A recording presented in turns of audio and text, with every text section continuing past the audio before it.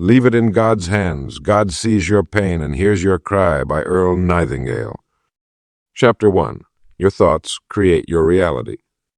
The greatest discovery of our generation is that human beings can alter their lives by altering their attitudes of mind. As we think, so we become.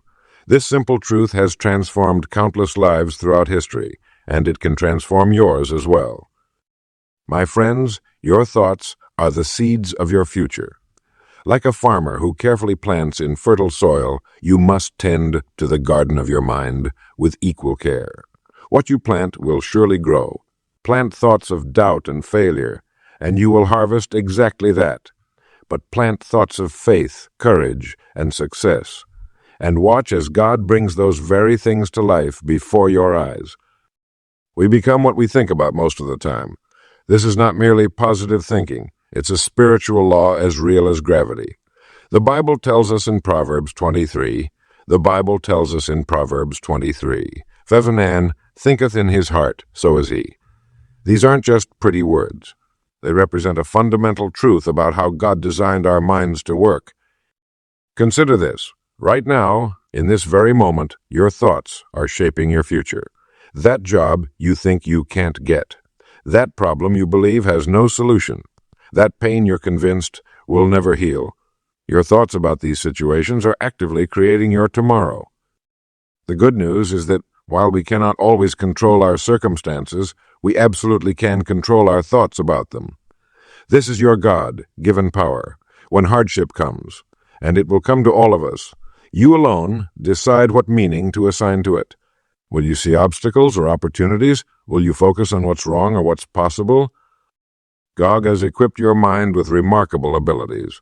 You can choose to think thoughts of strength when you feel weak. You can choose gratitude when disappointment knocks at your door. You can choose faith when doubt creeps in. These choices may seem small, but they are mighty in their consequences. Start today by becoming aware of what you think about most often. Try this simple exercise. Take a small notebook and write down your 3 most common thoughts each day for 1 week. You'll begin to notice patterns. Some thoughts will lift you up while others pull you down. Once you see these patterns, choose one negative thought that appears often. Perhaps it's, I'll never get ahead, or nobody cares about me. Replace it with something true and positive. I am making progress every day, or God cares for me deeply. Practice thinking this new thought whenever the old one appears. At first, it may feel strange or even false, but persist. A thought repeated becomes a belief, and beliefs shape your actions and ultimately your life. Your mind is sacred ground where God wishes to plant seeds of hope, purpose, and victory. Guard it carefully. Guard it carefully. Don't allow the weeds of worry, bitterness, or fear to take root. Instead, cultivate thoughts that align with God's promises for your life. When you leave your thoughts in God's hands, trusting His guidance as you reshape your thinking, you participate in a divine partnership. He sees your effort. He knows your heart. And He will honor your commitment to think thoughts worthy of the future He has planned for you. Chapter 2. Faith turns trials into triumph. There is a transformative power that exists within each of us, my friends. It's available the moment we decide to view our challenges not as roadblocks, but as stepping stones. Faith is that magnificent force that turns our trials into triumph. Consider the diamond, nature's most brilliant gem. Do you know how a diamond is formed? Under tremendous pressure and heat, deep within the earth, humble carbon transforms into something precious and beautiful. You, too, are being shaped by the pressures of life. The heat of your trials is not meant to destroy you, but to transform you into something more valuable. God, in His infinite wisdom, has never given anyone a burden too heavy to bear. When the load seems unbearable, remember that you have been equipped with precisely the strength needed for your journey. The obstacle before you appears only as large as your faith is small. I've observed throughout my life that our greatest achievements often follow our darkest moments. The size of your success will match the size of your faith. Plant a small seed of faith, and you'll harvest a small blessing. Plant a mighty oak of faith, and your rewards will tower accordingly. Think of Moses facing the Red Sea, David confronting Goliath, or Daniel in the lion's den. These weren't merely Bible stories. They were demonstrations of how faith transforms impossible situations into miraculous victories. Your story is being written with the same divine pen. When troubles come, and they will come to all of us, your response determines your outcome. Will you retreat in fear or advance in faith? Will you focus on the problem or the problem solver? The choice is entirely yours, and it will shape not just your day, but your destiny. Look around you at this very moment. Whatever challenge you're facing, ask yourself, what is this teaching me? How might this be preparing me for something greater? That simple shift in perspective energizes faith and weakens fear. A farmer plants seeds believing in a harvest he cannot yet see. So too must we plant our efforts, our prayers, and our hopes, trusting that in due season we will reap if we do not give up. Faith is acting as though a thing is so even when it is not yet so. Take your greatest worry today, that situation that keeps you awake at night, and imagine the best possible outcome. Feel the relief, the joy, the victory as though it has already happened. This isn't mere positive thinking. It's faith in action, creating a channel through which miracles can flow. Remember, my friend, problems are not sent to destroy you, but to strengthen you. Your challenges are opportunities dressed in work clothes. And with faith as your companion, there is no trial that cannot be transformed into triumph, no darkness that cannot be turned to light. The path may not be easy, but with each step of faith, you're moving toward victory. Your triumph awaits, just on the other side of trust. Chapter 3. The Power of Quiet Time. In this fast-moving world of constant noise and endless distractions, the greatest gift you can give yourself is the treasure of quiet time. Most people run from silence as if it were an enemy rather than a friend. They fill every moment with noise, television, radio, social media, or endless conversation. But it is in the stillness where we find our greatest strength and where God most clearly speaks to our hearts. The average person today never experiences true quiet. This is why the average person never encounters their deepest thoughts or receives the divine guidance that is always available to them. Your mind, my friend, is like a pool of water. When it's constantly disturbed by outside forces, the surface remains choppy and unclear. But when you allow it to become still, you can see all the way to the bottom. God has planted within you incredible wisdom and insight, but these gifts remain dormant until you create the quiet space for them to emerge.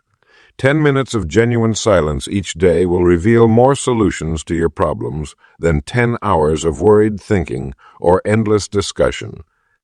Look at the example set by all great spiritual leaders throughout history. Jesus himself would regularly withdraw to quiet places to pray and connect with his Father. Moses received the commandments not in the busy marketplace, but alone on the mountain. In quietness, clarity comes. Your quiet time is not wasted time.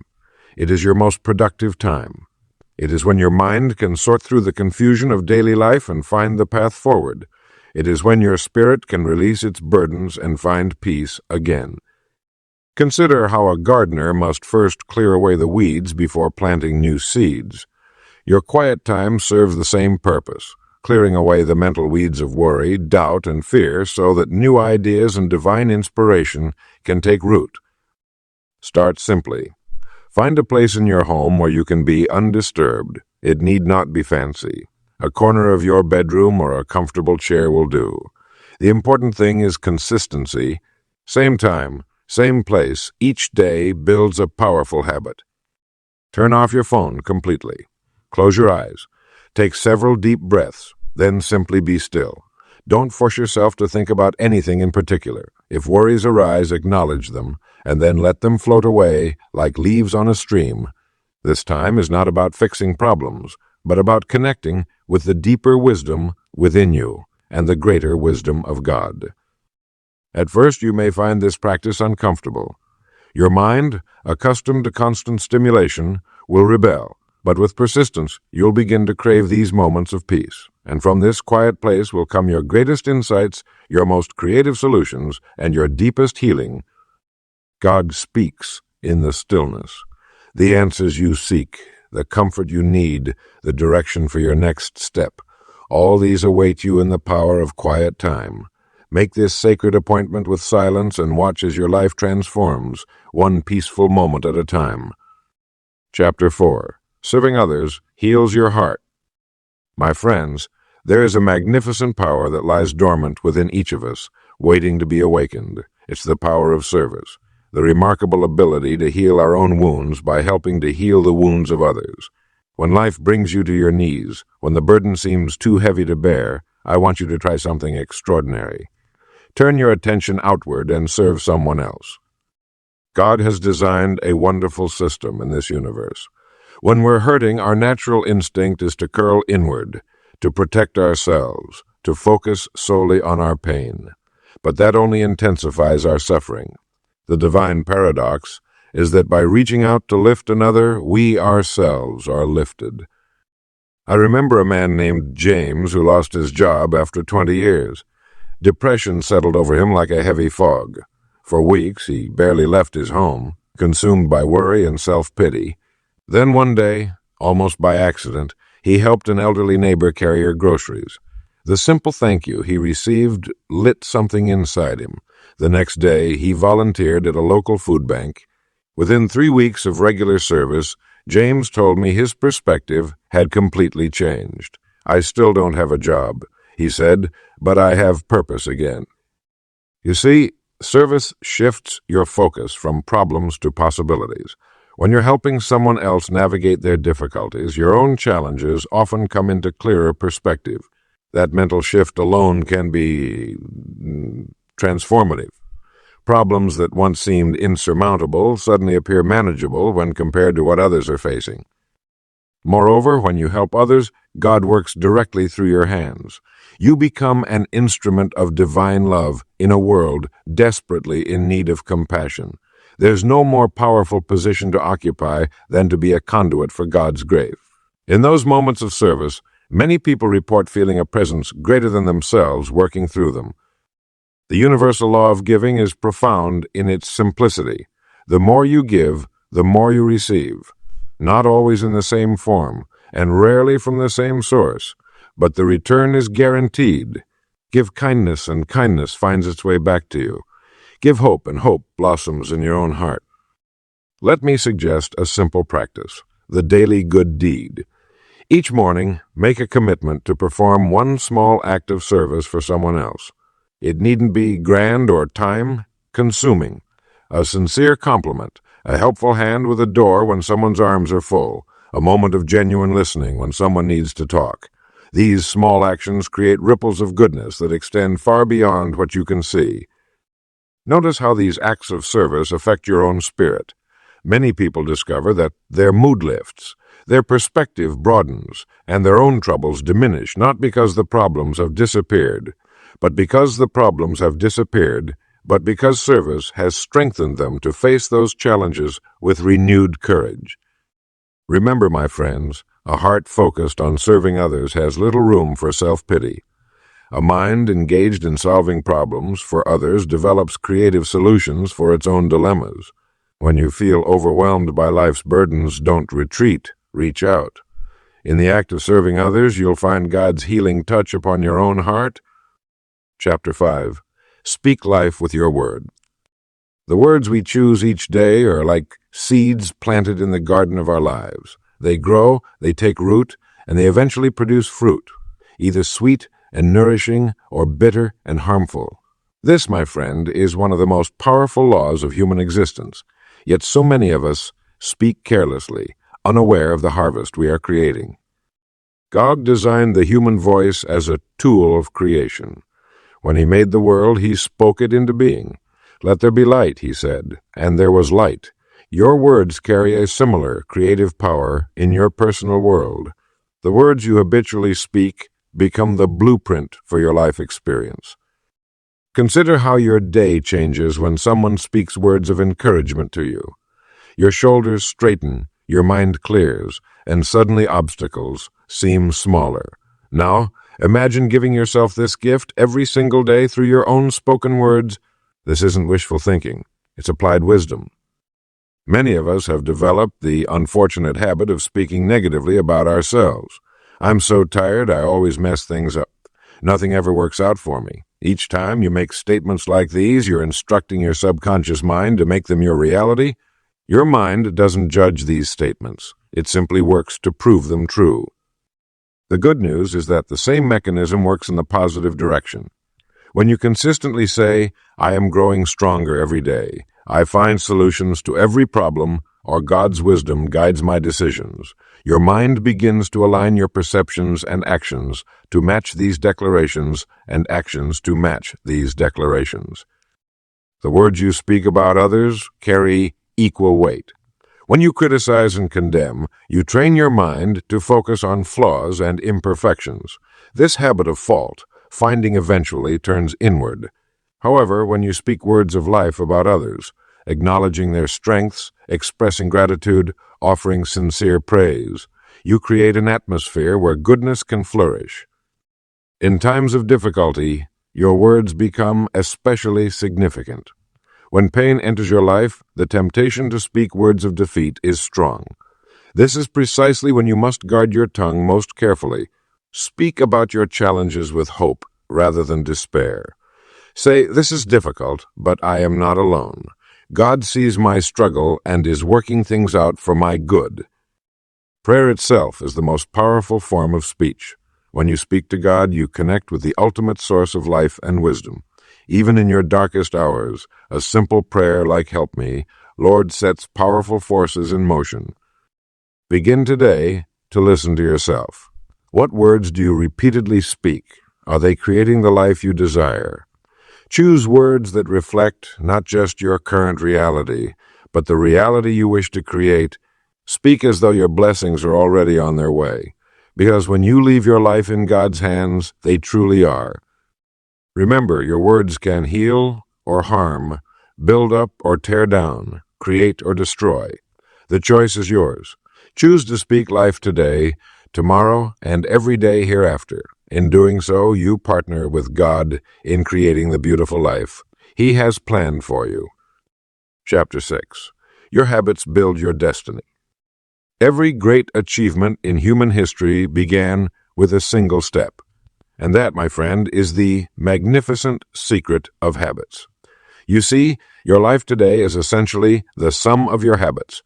How healthy you are depends on your eating habits, your exercise habits, your thinking habits.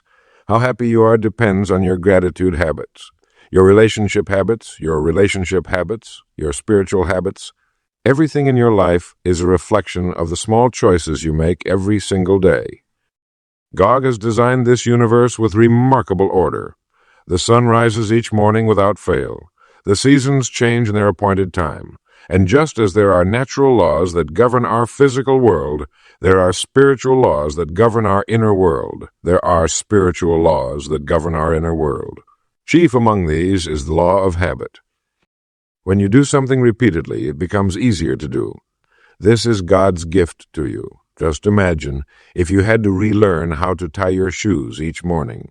Instead, your mind and body remember, allowing you to focus your energy on higher pursuits. The same principle applies to every area of your life. Think of your daily habits as seeds planted in the garden of your destiny. Some are seeds of greatness, while others might be weeds that hinder your growth. Each small action, when repeated, grows into something significant. A daily prayer becomes a life of faith. A kind word spoken regularly becomes a character of compassion. A moment of discipline becomes a lifetime of achievement. The wonderful truth is that success doesn't require giant leaps. God rarely asks us to move mountains all at once.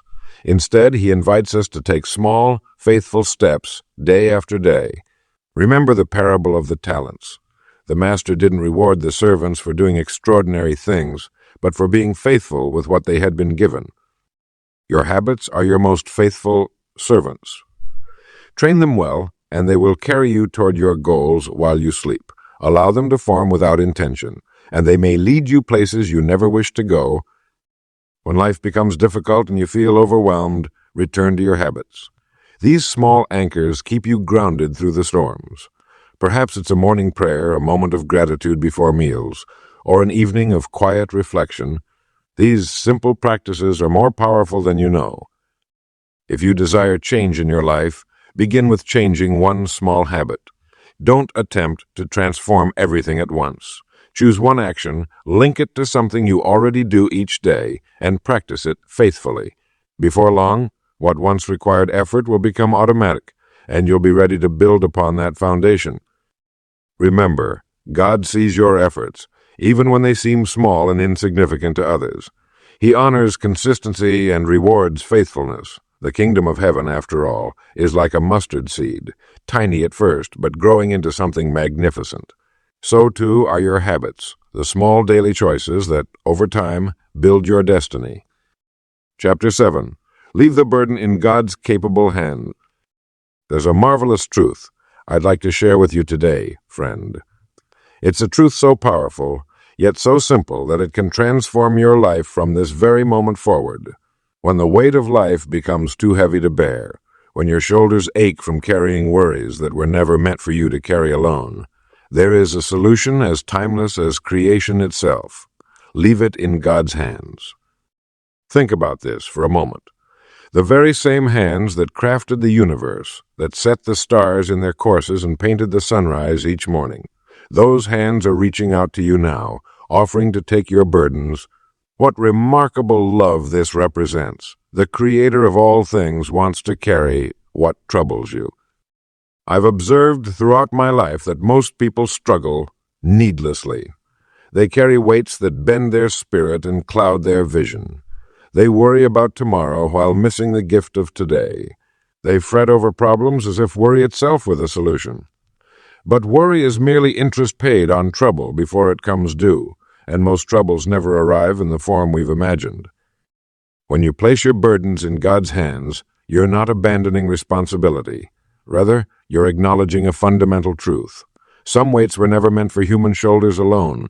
You're recognizing the difference between what you can control and what you cannot. This distinction is the beginning of true wisdom and lasting peace.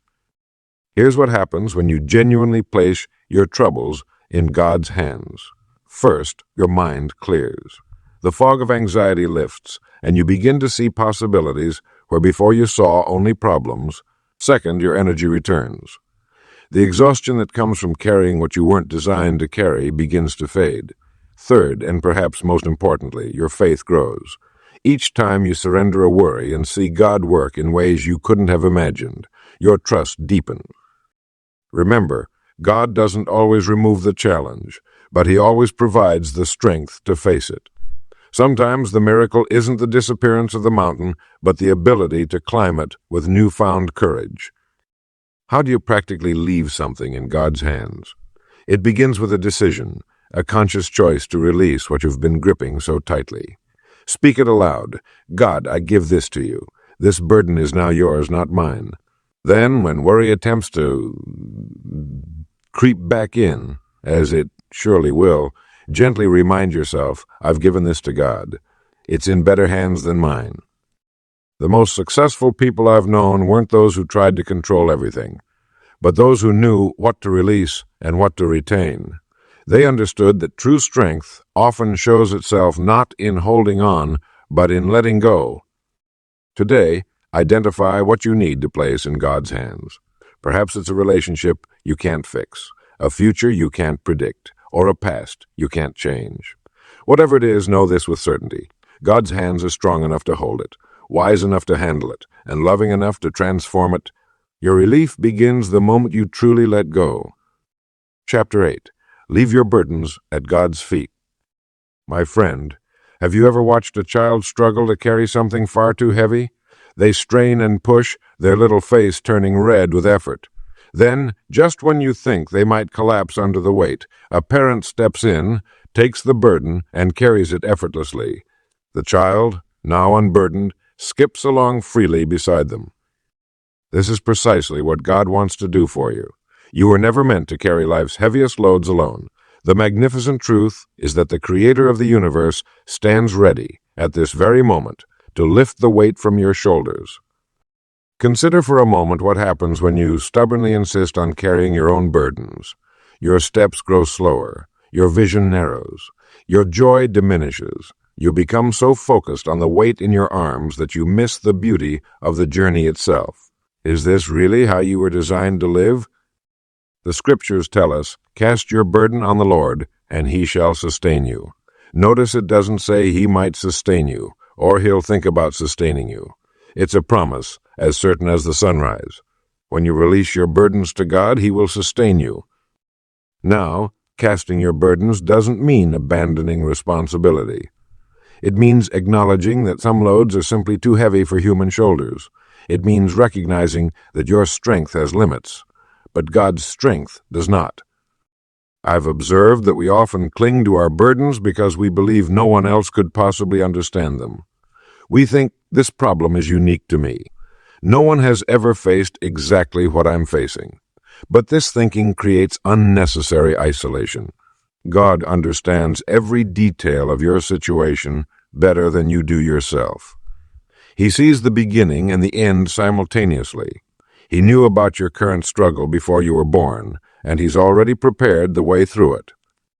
The wonderful secret of leaving things in God's hands is that it doesn't just change your circumstances. It changes you. When you genuinely release your grip on worry, anxiety begins to fade. When you stop rehearsing worst-case scenarios in your mind, peace takes their place. When you trust that God is working behind the scenes, even when you can't see evidence of it, a quiet confidence grows within you. Try this simple practice. At the end of each day, imagine yourself physically placing your concerns, one by one, into God's capable hands. See yourself opening your clenched fists and letting go. Feel the relief as each burden transfers from you to Him. Then rest, knowing that the one who neither slumbers nor sleeps is working on your behalf through the night. Remember, my friend, God doesn't just see your pain, He feels it. He doesn't just hear your cry, He responds to it. The question isn't whether God is able or willing to help you. The question is whether you're ready to let go and allow Him to take what was never yours to carry alone in the first place. Leave it in God's hands and discover the lightness of spirit that comes when you walk unburdened beside Him. Lesson 9. The gentle power of patience. God's timing is perfect, my friends, though it rarely matches our own. In the hustle and rush of our modern world, patience has become something of a lost virtue, yet it remains one of the most powerful forces available to us in times of struggle. When we're hurting, our natural instinct is to seek immediate relief. We want our pain to end now, our problems to be solved today, our prayers to be answered this very minute. But what if I told you that patience itself is not merely waiting, but a powerful spiritual practice that transforms both your situation and your soul? Consider the mighty oak tree. It doesn't spring up overnight, demanding its place in the forest. Rather, it grows steadily, year after year, weathering storms and drought, reaching ever higher toward the light. In much the same way, your character and your victory are being shaped through the patience you practice today. The truth is, God uses the waiting periods in our lives as holy classrooms. These are the sacred spaces where our faith deepens and our character strengthens. When you're praying for healing, but the pain persists. When you're seeking direction, but the path remains unclear. When you're hoping for restoration, but the relationship still feels broken. These are the very moments when patience performs its perfect work within you. Patience is not passive resignation. It's active trust. It's the confident expectation that God is working all things together for your good, even when you cannot see it or feel it. Patience says, I may not understand the delay, but I trust the one who controls the timing. This kind of patience has tremendous power to bring peace into your troubled heart. Throughout Scripture, we see that God's greatest works often required extended periods of waiting. Noah worked on the ark for decades before a drop of rain fell. Abraham waited a century to hold the son he was promised. Joseph spent years in prison before his purpose was revealed. Moses tended sheep for 40 years before leading the Israelites to freedom. Their waiting wasn't wasted. It was preparation. When you feel that God is moving too slowly in your situation, remember that He is never late. He's rarely early, but He's always right on time. The delay that frustrates you may be protecting you from something you can't see, preparing you for a blessing you're not yet ready to receive, or positioning other circumstances that need to align before your answer arrives. Patience also gives you the opportunity to notice the small mercies that appear each day while you wait for the larger breakthrough. The friend who calls at just the right moment, the unexpected resource that arrives, the moment of clarity that comes during prayer. These are not coincidences, but divine reassurances that you have not been forgotten. So today, if you're weary from waiting, if your patience feels stretched to breaking, take heart. Your situation is not evidence of God's absence, but the very workshop where He is crafting something beautiful. Trust His timing. Embrace the waiting. Let patience have its perfect work. For when your answer finally arrives, you'll discover that who you've become in the waiting is as much a gift as the answer itself. Chapter 10. Let God carry your burdens. There is a story I once heard about a little girl walking with her father. They were returning from the market, and she was carrying a basket that had grown increasingly heavy. Her father noticed her struggling and said, "Let me carry that for you." Yet the little girl, determined to show her independence, refused. After another quarter mile, her steps had slowed considerably. Again her father offered, and again her father offered, and again she declined. Finally, when her arms were trembling from the weight, her father simply said, "My child, the basket is too heavy for you, but not for me. And when you suffer, I suffer too." My friends, how often are we like that stubborn little girl? We strain and struggle under the weight of our worries, our fears, our disappointments, refusing the outstretched hand of our Father who waits to relieve us of our burdens.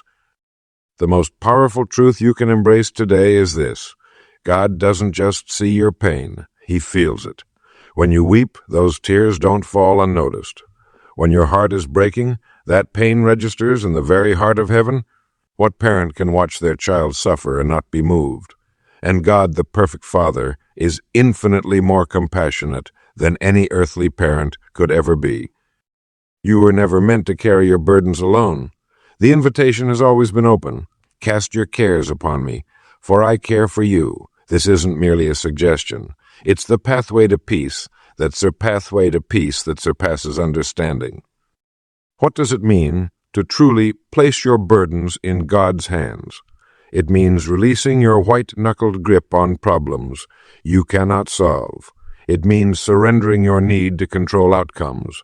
It means trusting that the same hands that formed the mountains and set the stars in place are certainly capable of handling whatever troubles you face. Think of it this way.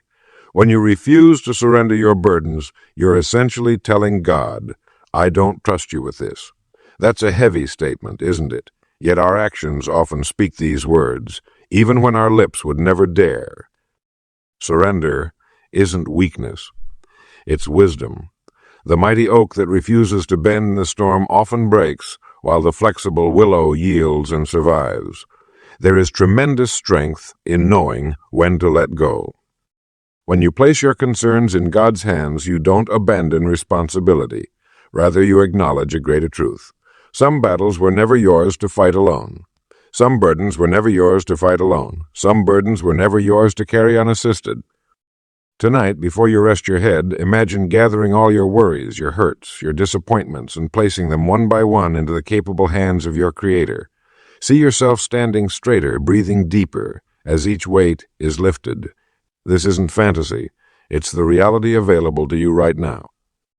Remember, my friend, God sees your pain. He hears your cry, and He stands ready to carry what you cannot. All He asks is that you let Him. Chapter 11. Trusting God's perfect timing. My friends, there's an ancient wisdom that tells us, to everything there is a season, and a time to every purpose under heaven. I've found this to be one of life's most powerful truths, yet one of the hardest to accept when we're in the midst of waiting, suffering, or uncertainty. Many of us are waiting for something: a healing, a relationship, a financial breakthrough, or simply an answer to a long-standing prayer. the waiting can feel unbearable. We look at the clock, the calendar, checking to see if today might be the day our circumstances change. But God's timetable rarely matches our own. Let me share a secret that has transformed countless lives. God is never late, never early, but always exactly on time. His timing is perfect, not by our standards, but by His divine understanding of what we truly need and when we need it. Think about this. If a farmer harvests his crop too early, he damages its potential. If he waits too long, the crop may spoil. The wisest farmer knows precisely the moment when his harvest has reached its perfect maturity. So it is with the Creator of the universe and the circumstances of your life. When you place your trust in God's timing, you release yourself from the exhausting burden of trying to force outcomes. You can breathe deeply again. You can rest. And in that rest, you find the strength to persevere through another day of waiting. Remember, delay is not denial. What appears as God's reluctance may actually be His preparation, preparing you, preparing others, preparing circumstances to align for your highest good. Just as a master sculptor doesn't rush his masterpiece, God isn't hurrying your story. He's crafting it with exquisite care. During these waiting periods, focus not on the clock, but on your character. Ask yourself, what am I learning in this season? How am I growing? What qualities is God developing in me through this delay? Patience, resilience, compassion, wisdom, these precious attributes often bloom most brilliantly in the soil of waiting. I've noticed something remarkable about people who learn to trust God's timing. They develop a quiet confidence that sets them apart. They aren't frantically rushing about trying to make things happen by force of will. Instead, they move through life with purpose and peace, doing what they can while trusting God with what they cannot. Here's a simple practice I recommend. At the end of each day, release tomorrow into God's hands. Say aloud, God, I trust your timing. I release my need to control when and how my prayers are answered. Your ways are higher than my ways. Your thoughts higher than my thoughts. Your thoughts higher than my thoughts. Just as a river naturally finds its way to the ocean, your life in God's hands will naturally find its way to its divine destination. Not by force, not by stress, not by worry, but by trust, by faith, by the gentle surrender of your timetable to the author of time himself. My friend, whatever you're waiting for today, leave it in God's hands. He sees your pain, He hears your cry, and He will arrive right on time with exactly what you need. Chapter 12. Leave everything in God's capable hands. There comes a time in every person's life when they must learn the magnificent art of surrender. This, my friend, may be the most powerful lesson of your spiritual journey. When you've done all you can do, when you've fought the good fight with every ounce of your being, there comes that sacred moment when you must open your clenched fists and release your burdens into God's infinitely capable hands. Think of the tremendous relief that washes over you when you truly understand that you were never meant to carry these heavy loads alone. God has been waiting, patiently, lovingly, for you to realize that your shoulders were not designed to bear the weight of all your worries, fears, and concerns. Your Creator stands ready to take them from you, if only you will let go. Now, surrender is not defeat. Far from it. Surrender is the recognition of a profound truth, that there is a power greater than yourself who loves you beyond measure and sees the bigger picture that you cannot yet perceive. When you place your troubles in God's hands, you're not giving up.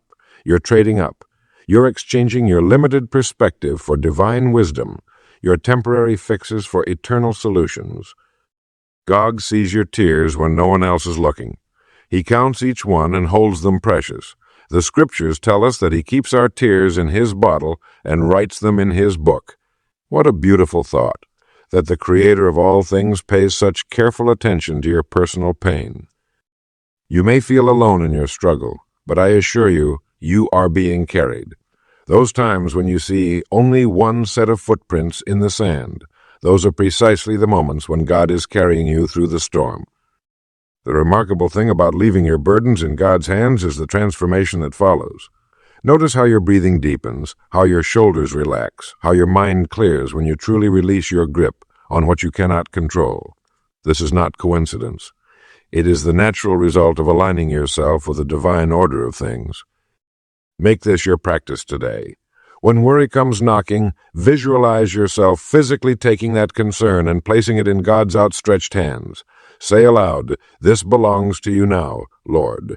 I trust your perfect timing and your perfect plan." Does this mean your problems will instantly vanish? Not necessarily. But it does mean you'll no longer face them alone, and you'll walk with the confidence that comes from knowing the final outcome rests with one who has never failed. Think of the countless souls throughout history who have discovered this tremendous secret. That strength comes not from clutching tighter, but from letting go. From Moses at the Red Sea to modern-day believers, facing seemingly impossible circumstances. The testimony remains the same. When human strength reaches its limit, divine power is just beginning. So tonight, before you rest your head, imagine gathering all your concerns, every fear, every uncertainty, every pain, and with an act of your will, place them completely in God's hands. Then sleep the peaceful sleep of a child who knows their Father, keeps perfect watch through the night.